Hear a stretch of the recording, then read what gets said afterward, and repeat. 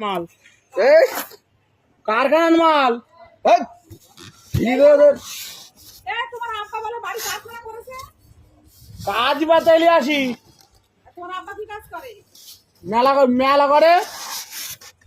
মেলা করে কি মেলা করে আবার কি মেলা করবে ডান্স করে ও জানি এরে দেখ কোনটা লিখে দেখ এরে এরে দুটো দিবি আর তুই এটা করতে কুড়কে এনেছিস এটা তো নোংরা ও কালি এইটা তিনের তিন তিনের হুম